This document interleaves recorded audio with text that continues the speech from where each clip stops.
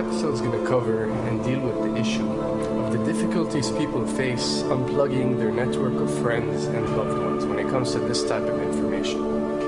I get emails all the time from viewers and subscribers complaining that they find a high level of difficulty in communicating this type of information and this type of what people call conspiracy to their network of friends. They tell me how people reject this information, people fight it, people laugh at you, people call you crazy, call you names. And this is very common when it comes to this type of thinking and this type of knowledge, and I faced it.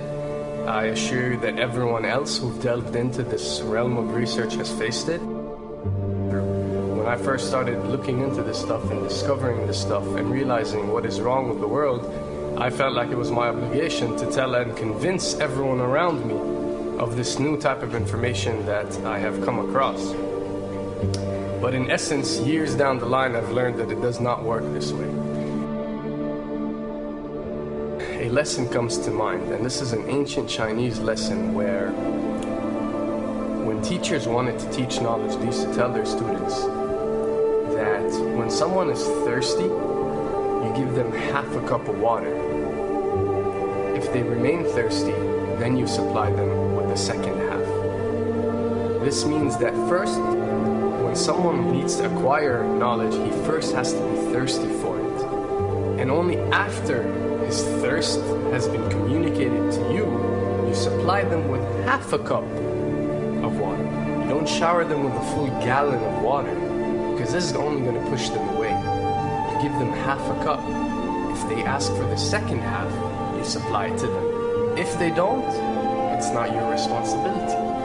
They will sooner or later in their lives. The best way for people to see and change their way of thinking is for them to experience the change, is for them to see and research this knowledge rather than someone telling it to them.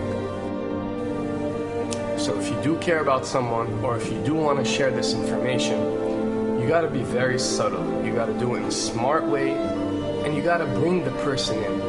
Ask them questions instead of supplying the answers. You're sitting watching the news with your friend, and he's talking about certain situations being broadcast on the news. Ask him, why do you think this is this way? Why do you think these stories are covered? Through such type of discussion, rather than preaching, you will build a certain level of trust or a level of comfort between you and the desired listener. And this can help you now to take it to the next step, which is to facilitate ways for him or her to achieve or receive the knowledge that you find valuable. Then the ones who are ready to see and the ones who are ready to be unplugged will do so.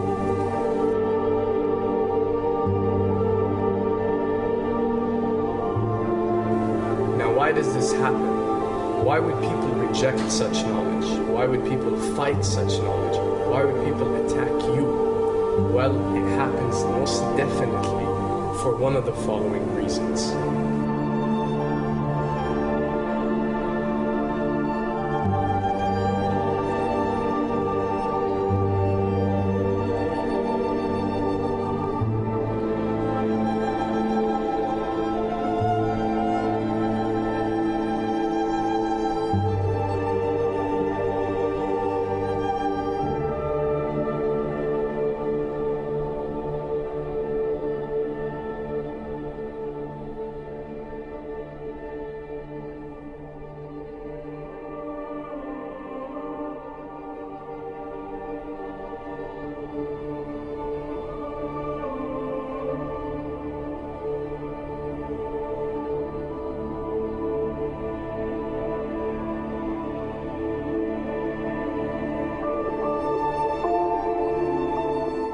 Have to understand, most of these people are not ready to be unplugged.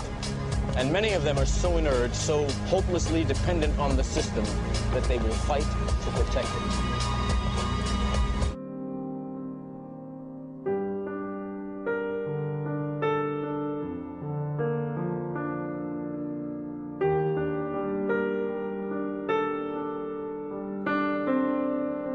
The greatest hypnotist on planet Earth is a oblong box in the corner of the room.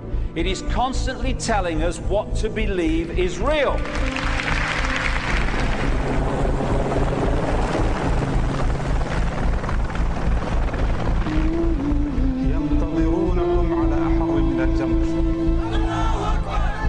If you can persuade people that what they see with their eyes is what there is to see, you're gone. Because they'll laugh in the face of an explanation that portrays the bigger picture of what's happening. And they have.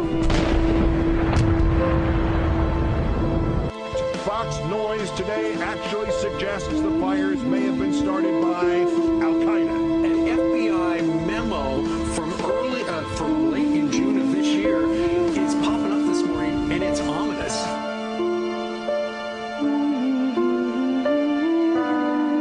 Those who oppose this vital tool in the war on terror need to answer a simple question.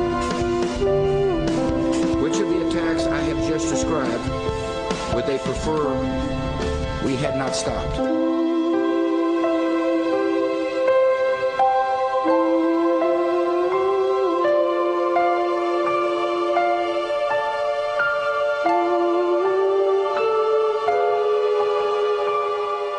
You people and 62 million other Americans are listening to me right now because less than 3% of you people read books. Because less than 15% of you read newspapers. Because the only truth you know is what you get over this tube. Right now, there is an entire generation that never knew anything that didn't come out of this tube.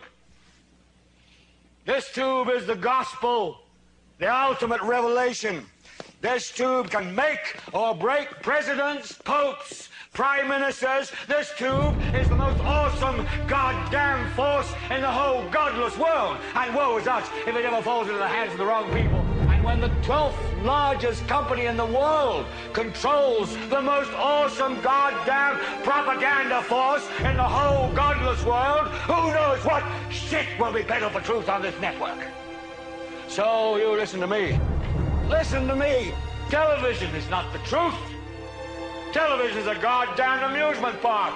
Television is a circus, a carnival, a traveling troupe of acrobats, storytellers, dancers, singers, jugglers, sideshow freaks, lion tamers, and football players. We're in the boredom-killing business. So if you want the truth, go to God. Go to your gurus. Go to yourselves. Because that's the only place you're ever going to find any real truth. Man, you're never going to get any truth from us.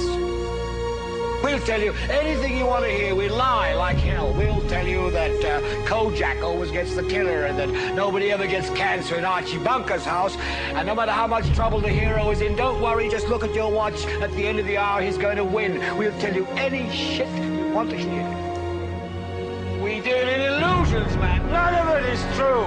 But you people sit there day after day, night after night, all ages, colors, creeds. We're all you know. You're beginning to believe the illusions we're spinning here. You're beginning to think that the tube is reality and that your own lives are unreal. You do whatever the tube tells you. You dress like the tube. You eat like the tube. You raise your children like the tube. You even think like the tube. This is mass madness, you maniacs. In God's name, you people are the real thing. We are the illusion. So turn off your television sets. Turn them off now. Turn them off right now. Turn them off and leave them off. Turn them off right in the middle of the sentence I'm speaking to you now. Turn them off.